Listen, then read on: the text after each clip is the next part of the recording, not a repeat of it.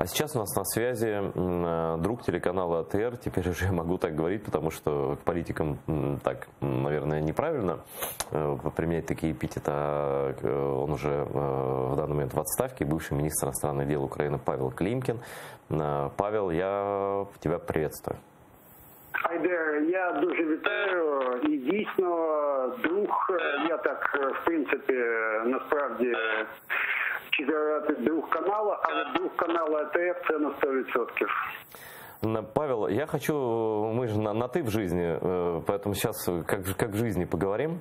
Вот какова твоя версия происходящего? Тут разные мнения высказывали разные депутаты. Это технический сбой, это недоразумение, или это системная политика, такая информационной сдачи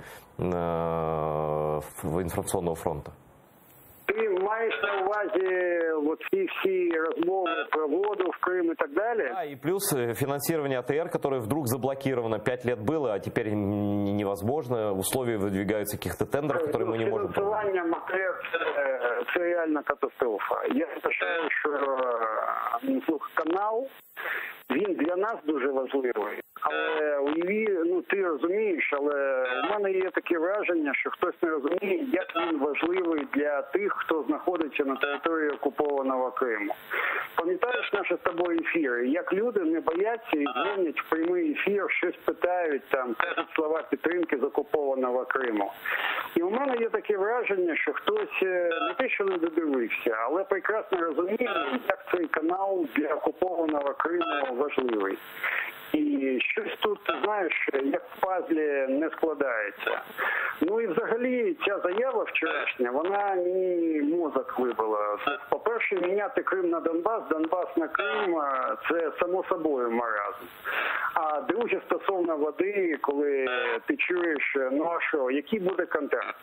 В контракті буде написано Крим, Кома, Росія. А що це означає? Це означає, що ми юридично визнаємо окупацію Криму. Це ж не просто якась гуманітарна акція. Врешті-решт, коли окупант прийшов на нашу землю, ми маємо для нього зробити ситуацію, щоб він не міг це знести. Це само собою зрозуміло. І коли ми припиняємо боротьбу, за нас хто там далі буде нам допомагати, хто буде за нас боротися. Я взагалі вважаю, що врешті-решт ми це те, що ми маємо досягти цієї перемоги. Це реально дуже турбує політично, але дуже емоційно б'є. Я сам, знаєш, як по серцю кажуть. Але канал не просто має функціонувати, він має ставати краще. Так що на мене, як на друга каналу, завжди можете розраховувати на 100%.